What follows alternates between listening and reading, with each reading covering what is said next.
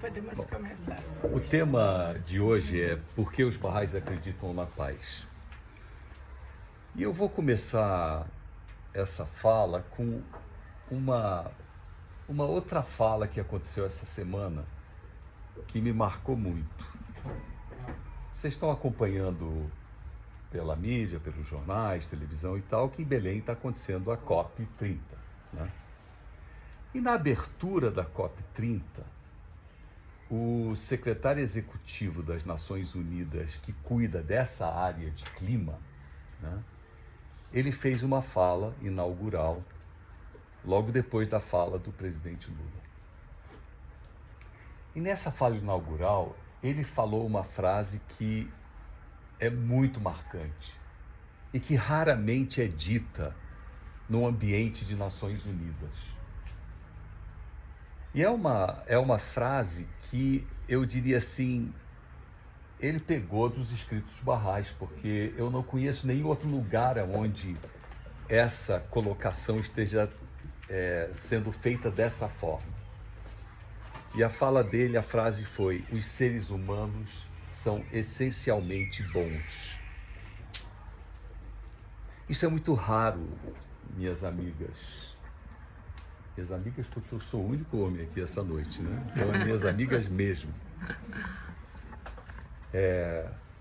Quem está acompanhando a gente aqui pelo YouTube não sabe que tem quase 30 pessoas aqui nessa sala. Todas mulheres. Isso também é muito significativo. E eu depois vou dizer por quê. Mas quando a gente acredita que os seres humanos são essencialmente bons, a gente é capaz de dizer: é possível um projeto de pacificação da humanidade. Porque se nós acreditarmos que os seres humanos são essencialmente maus, são essencialmente egoístas, são essencialmente guiados pelos seus próprios propósitos, por que eu vou perder meu tempo querendo buscar a paz? Pensem bem, teria algum sentido?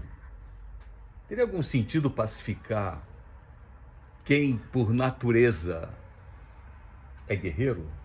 Quem por natureza é destruidor? Quem por natureza quer se colocar acima do outro? Não teria o menor sentido. Continuemos guerreando, porque esse mundo seria o mundo do conflito, da guerra, do desentendimento.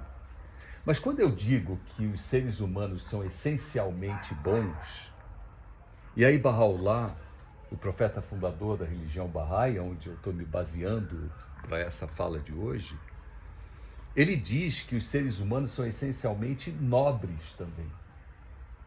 Existe uma nobreza essencial no ser humano. Ou isso já nos leva a um outro patamar. Um patamar onde a gente diz: bom, então,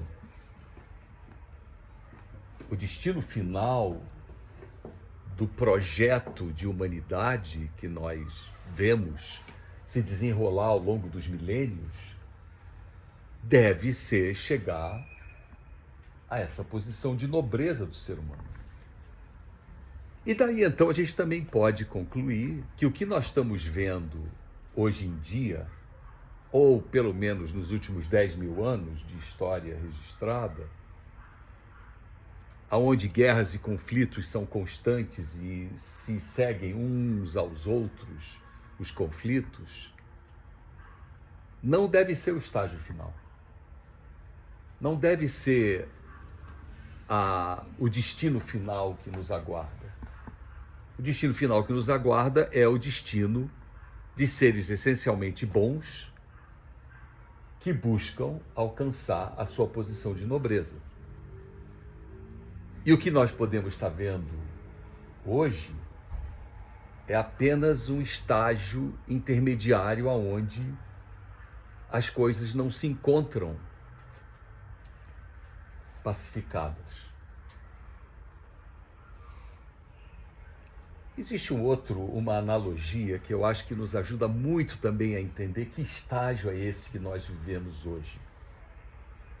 Porque nenhuma consciência que esteja alerta é capaz de olhar o mundo de hoje e dizer que ele está a mil maravilhas. Tem muita coisa errada, muita coisa fora do seu lugar. Então vamos a uma analogia que vai nos ajudar muito a entender a situação atual do mundo. Peguem um ovo de galinha. É um alimento, posso dizer assim, próximo do ideal, né? Me perdoem as veganas, se houverem veganas aqui, aí a analogia não vale. A analogia só vale de vegetariano para carnívoro, tá? Porque vegetariano come ovo. Muito bem. O ovo tem proteínas, tem sais, tem carboidrato, tem gordura. É um alimento bom, tanto que a humanidade usa ovos desde quando a gente se entende por seres humanos, né? Mas tem uma hora que o ovo, que é esse alimento perfeito, ele se torna puro veneno. Quem viveu a vida do campo, não vale isso para os nossos netos, ou quem é mais nova aqui na sala, para filhos, porque eu tenho um primo que é norte-americano, eu já contei essa história aqui várias vezes. Ele perguntou para o meu tio, e eu lembro dessa pergunta, eu estava presente. Ele perguntou como é feita a embalagem do ovo. Aí meu tio falou: a embalagem do ovo é papelão, isopor, né, que você bota lá. Não. A embalagem do ovo, porque não tem costura. Como é que faz isso? E meu tio precisava explicar que isso vem de dentro de uma galinha, né? E que não é uma máquina que faz aquilo, porque na cabeça do meu primo americano era uma máquina que deve produzir isso, né? Bom, esse ovo, que não é feito por embalagem, né? Não é feito por mãos humanas, mas quem conheceu a vida do campo sabe que quando o ovo está galado, você tem que consumi-lo rapidamente, antes que aquele serzinho comece a desenvolver dentro do ovo, né? E aí é aquela situação horrenda que a gente pega o ovo, muitas vezes até, eu não sei como consegue isso, porque aparentemente não era para galar, mas ovo de granja que vem já quase com um pintinho em evolução. Então, o ovo, quando é galado, ele se torna, à medida que o tempo passa, um anti-alimento, porque você não pode se nutrir com aquilo mais. Vocês sabem disso? Você quebra o ovo, podre, um cheiro horrível, uma cor horrível, ele desanda todo, não tem mais consistência, não vale para nada, é jogar fora. Mas se você esperar um pouco mais, os 21 dias, para esse ovo ser chocado, ele se torna uma nova vida. O que é inacreditável. Como pode, daquela podridão toda, ter nascido uma nova vida? Esse planeta está vivendo um momento em que ele foi inseminado de alguma forma, de uma forma transcendental, diferente daquilo que a gente imagina. O planeta todo foi inseminado. E com essa inseminação, esse planeta começou a passar por um processo de revolução tal que agora é uma revolução que não é mais a mesma de eras passadas. O que nós vamos testemunhar agora é uma mudança tão radical nos destinos da humanidade que ela se alimenta dessa aparente podridão. Porque o pintinho se alimenta essa nova vida que vai aparecer no ovo, quando vai ser quebrar a casca e aparecer o novo ser, ele se alimenta daquela podridão e ele se torna o novo ser. Esse mundo está prestes agora a dar existência a essa nova realidade, uma nova vida. Vivemos a podridão, mas há algo novo que está surgindo. Uma nova realidade está surgindo, uma nova humanidade vai surgir. E é por isso que os Baha'is acreditam na paz. Porque o destino final que nós temos, muito próximo de nós, mais 50 anos, mais 100 anos talvez, mas não muito mais do que isso, aonde uma nova humanidade surge.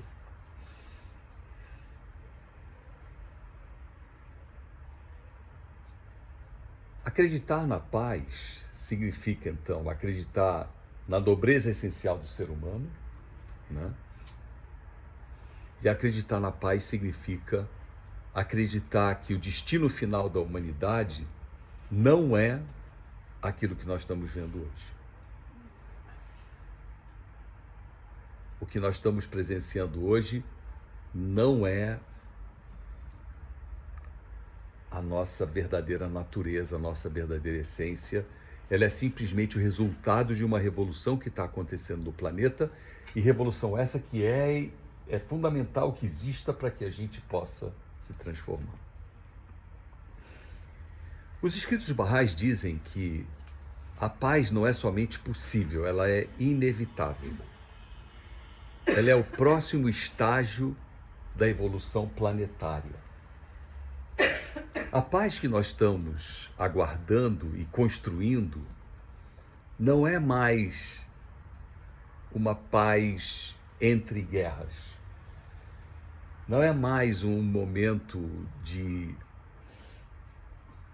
um pequeno respiro para a próxima convulsão da humanidade. Baha'u'lláh, profeta Baha'i, ele diz que esse será um dia, que não mais será seguido de noite. Ou seja, o que nós esperamos que aconteça com a humanidade, estamos construindo isso, é o fim dessa época obscura da humanidade. Então esse é o dia que não mais será seguido de noite. É também uma metáfora, né? Obviamente a noite segue o dia segue a noite. Mas dentro dessa metáfora, vejam o poder daquilo que Baha'u'lláh diz que nos aguarda. É muito poderoso uma humanidade ser capaz de criar uma condição tal que ela estabeleça uma civilização que não mais conhecerá a discórdia, não mais conhecerá a guerra, não mais conhecerá a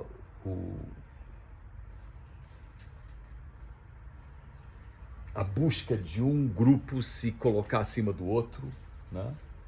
E vai fazer com que essas orações que nós acabamos de ouvir, né, elas se tornem realidade, que é essa busca de tornar a humanidade uma só. Agora, acreditar na paz como próximo estágio de evolução planetária, também os escritos Baha'is dizem que pode ser um ato, estabelecimento dessa paz, um ato de vontade consultiva da humanidade, ou seja, nós vamos sentar, vamos decidir, vamos dizer o quê? Agora chega. Agora nós vamos realmente alcançar aquilo que nos é destinado. Ou nós vamos passar por horrores inimagináveis até que a gente se convença que isso é necessário. Há dois caminhos que a gente pode optar. E a opção é da humanidade. O que nos compete aqui nessa sala fazermos? O que nos compete é aquilo que está em a nosso alcance. Porque ninguém aqui é presidente de país, ninguém aqui é primeiro-ministro de país, ninguém aqui tem poder decisório sobre coisa alguma, né? Mas a gente tem um poder, que é o poder da construção, né? A gente tem um poder que é o poder de somar pequenas ações e fazer com que essas pequenas ações se tornem, que essas pequenas ações resultem em impactos grandes. O ato de vontade consultiva, de consultar, de sentar, de decidir, é um ato que não será feito por nós, será feito pelos líderes da humanidade. Mas o que pode levar os líderes da humanidade a quererem fazer essa transformação começa com a gente. Eu vou dar um pequeno caminho, por exemplo. Um primeiro caminho que a gente pode seguir nessa trajetória de influenciar os grandes destinos da humanidade é através do nosso próprio comportamento de busca da paz. Porque nós acreditamos, e eu estou convidando todas vocês aqui nessa sala a também colocarem o seu aval a isso, de que os seres humanos são essencialmente bons. E se seres humanos são essencialmente bons, o que eu faço como sendo boa?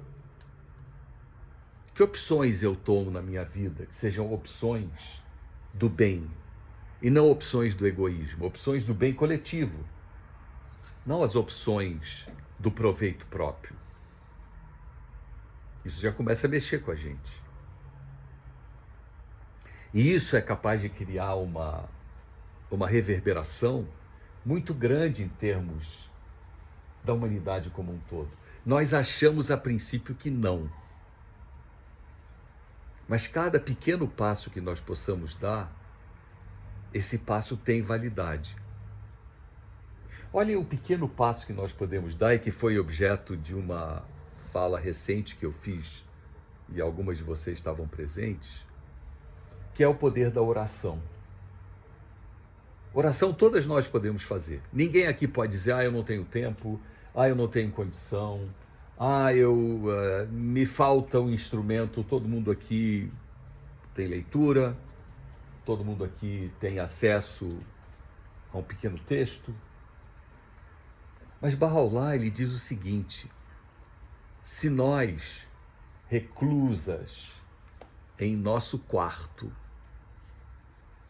nos dirigirmos a Deus em estado de oração e suplicarmos a Ele, Ele fará com que essa nossa súplica atinja o coração de toda pessoa justa. O que é uma pessoa justa? É essa pessoa que acredita que os seres humanos são essencialmente bons. É nessa justiça que a gente está falando, né? Se nós fizermos uma oração todo dia pela paz, nós estamos atendendo um outro comando, eu diria assim, que o filho de Bahá'u'lláh, que foi o seu sucessor, Abdul-Bahá, ele deu, que era: para cada pensamento de guerra, oponham a esse pensamento com um pensamento de paz. Façam essa experiência. A experiência é a seguinte: será que o que Bahá'u'lláh está dizendo é verdade? Será que eu, sentada no meu quarto, pegando um livro de oração, lendo uma oração, eu vou ser capaz de tocar o coração de uma pessoa que eu não conheço, que eu nem sei onde está? Bahá'u'lláh diz que as suas palavras serão levadas pelos anjos. Eu tenho uma interpretação própria do que significa isso, porque Bahá'u'lláh revela isso no século XIX, e era muito difícil ele falar em nós somos uma grande matriz interconectada de pessoas que estão reverberando na mesma frequência. E se a gente... Ele não podia dizer isso, claro que ele saberia dizer isso. Ele falou numa linguagem da época. Falar, os anjos vão levar isso. Vocês já pensaram quantas pessoas, nós quase 30 pessoas aqui presentes, somos capazes de tocar por dia, ou melhor, por oração, por cada oração que a gente fizer? Quantas pessoas eu posso despertar? O que significa despertar essa pessoa, eu não sei lhes dizer. Eu não tenho a menor ideia. Porque está na mão de Deus. Ele diz que ele vai fazer tocar o coração de toda pessoa justa.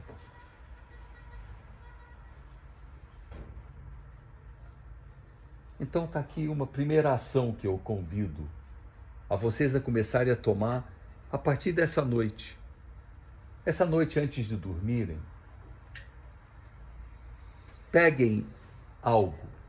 Vocês vão dizer, Irade, eu não tenho livro de oração.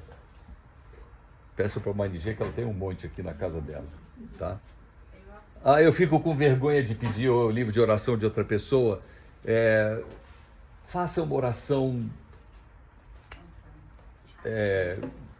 como é que chama? Espontânea era a palavra, obrigado. Faça oração espontânea, né? Feche os olhos e diga, eu quero me conectar com as pessoas justas. Eu não sei onde elas estão. Eu não sei quem elas são. Eu possivelmente jamais as encontrarei. Mas eu quero fazer essa conexão. Eu quero que essa oração eu faço na intenção de me conectar com essa pessoa justa. Façam isso toda noite, toda manhã, quando acordarem. Repitam isso. Então esse é o primeiro ato que nós podemos tomar, em prol da paz. Estou falando, faça as orações pela paz. Uma segunda ação que nós podemos tomar é pegar a mão de alguém que nos seja querida e trazer para reuniões como essa. Diga, olha, tem uma reunião onde semana que vem não sou eu que falo, outra pessoa que fala, o tema é outro, o lugar também é outro, a gente vai mudando de lugar, tá? Depois a doutora Manigê dá o cronograma completo aí para todo mundo. Pegue a mão de alguém e venha você também e diga, bom, eu quero me nutrir nesses momentos, porque são esses momentos que vão fazer com que eu consiga me manter firme nesse propósito. Porque isso eu digo para vocês. A realidade que nos cerca é muito traiçoeira. Vocês podem até sair daqui dessa sala com o propósito de hoje à noite fazer a oração e chegarem em casa, acontecer alguma coisa, alguém liga, eu esqueci. E amanhã eu esqueci e depois caiu no esquecimento. Então a realidade é traiçoeira, ela nos tira do propósito. Para manter esse propósito, eu preciso ser relembrada. Para eu ser relembrado, eu preciso me unir a pessoas que me relembrem desse meu pacto. E isso se faz em vida, em comunidade. Esse relembrar desse pacto se faz em vida, em comunidade. Não se faz na vida em isolamento. Então a comunidade Bahá'í, por exemplo, é o convite que eu faço, mas tem tantas outras oportunidades. Vocês podem falar assim, não, a igreja que eu frequento é o espaço onde eu posso fazer isso. Parabéns, ótimo. Vá para a igreja que você frequenta, não tem problema nenhum. Porque a terceira coisa é nós nos conscientizarmos que todos os caminhos são válidos e nos levam ao destino da nobreza humana. Porque se nós não praticarmos essa firme crença de que todos os caminhos são um só, de que todas as religiões levam ao mesmo propósito, que todas elas conduzem ao mesmo projeto final, nós vamos estar contribuindo para a discórdia. A minha religião é melhor que a sua. Qual é o seu Deus? Essa pergunta é, para mim, das perguntas mais absurdas do planeta. Como assim, seu Deus? O meu Deus é diferente do seu Deus? O meu Criador é um, o seu Criador é outro? A humanidade é uma só. O Criador é um só. E as religiões são uma só. Essa é a mensagem essencial que Baha'u'lláh trouxe. Se nós praticarmos isso, essa crença firme de que todos os caminhos são um só, nós vamos convencer o padre, o pastor, o rabino, o mulá, o monge, a convocarem as suas congregações e dizerem: pessoal, saiam daqui, vamos todo mundo para o outro lugar para todo mundo estar junto. Vamos parar com essas divisões. Vamos parar com isso de que eu sou a detentora da verdade e você não é a detentora da verdade. O que você pratica não é bom, não é verdadeiro. Infelizmente, essa é a tônica das religiões hoje. É uma tônica de competição, de oposição.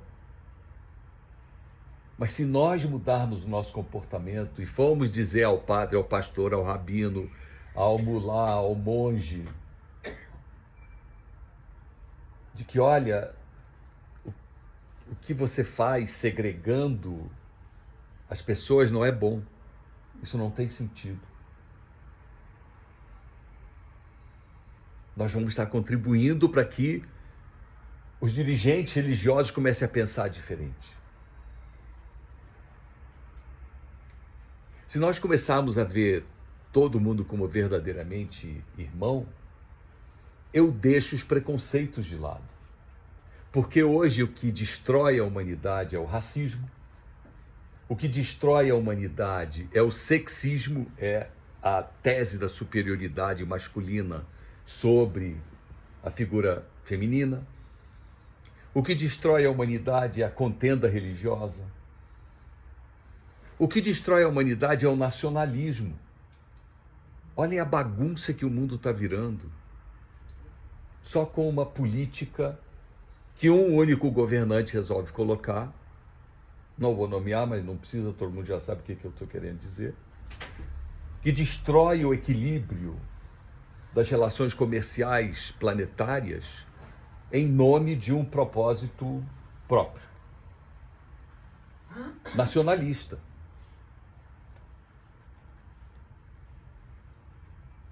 Então, se nós eliminarmos o preconceito de raça e o racismo, o preconceito de gênero, o sexismo, o preconceito religioso, que leva à contenda religiosa, o preconceito nacionalista, que leva à divisão entre países e evita que a humanidade se torne uma só. E se nós apostarmos na educação, se nós apostarmos na busca de meios de unificar a humanidade, através do microcosmo que nós somos. Isso aqui é o microcosmo da humanidade. Eu não posso dizer que aqui representa uma parcela considerável da humanidade. Não. Mas esse microcosmo é capaz de influenciar o resto da humanidade. Então, em resumo, por que acreditar na paz? Devemos acreditar na paz se nós acreditamos que nós, seres humanos, somos essencialmente bons, mas que o que nós estamos vivendo hoje em termos de humanidade é uma alteração revolucionária que está acontecendo. E o que é essa inseminação que eu tinha falado no início? Né? É a palavra divina. Deus se revelou novamente à humanidade. A palavra divina, tendo vindo à humanidade mais uma vez, fez com que esse processo de revolução da humanidade viesse a acontecer.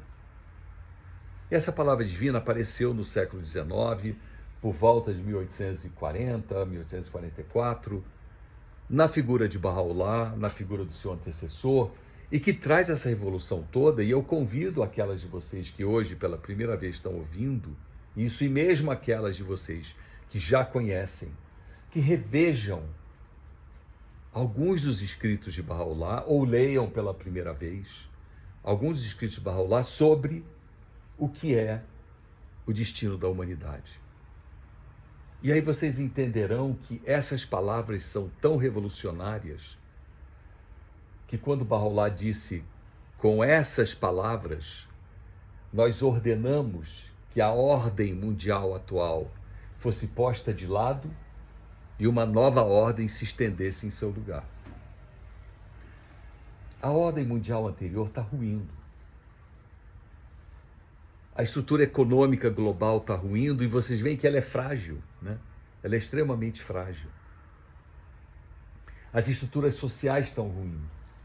Os extremos de riqueza e pobreza estão cada vez aumentando mais de uma forma absolutamente vergonhosa, ultrajante. É ultrajante, minhas amigas, que um único ser humano vá receber agora, como dividendo da sua empresa, $1 trilhão. Elon Musk vai receber $1 trilhão como dividendos da sua empresa. Isso é uma vergonha, isso é um ultraje à humanidade. Porque $1 trilhão resolve toda a fome do planeta, resolve toda a crise climática do planeta. O que a COP está pedindo é uma fração disso para resolver o problema planetário do aquecimento indevido do planeta. Esse homem vai receber $1 trilhão como dividendo? A troco do quê? Mas essa é a vergonha que a humanidade está vivendo. Essa disparidade entre riqueza e pobreza está chegando a pontos ultrajantes.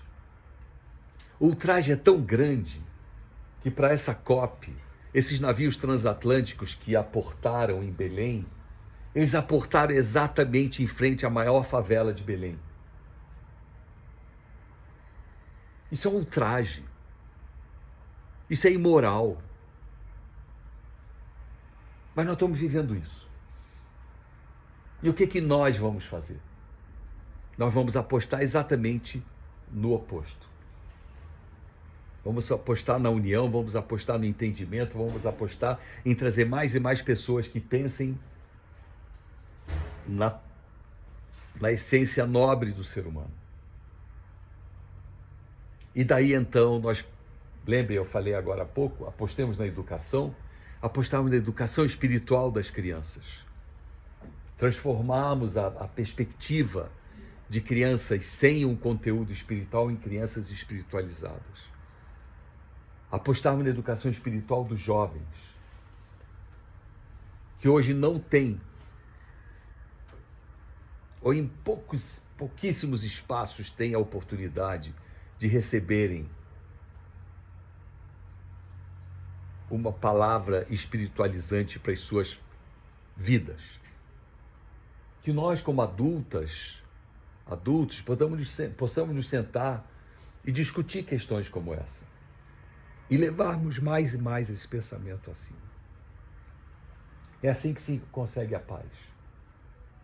E daí fazemos aquele nosso trabalho diário, que só nós podemos fazer, que é orarmos pela paz, orarmos pela unidade da humanidade, orarmos pelo entendimento e pedirmos a Deus que faça com que as nossas palavras toquem corações.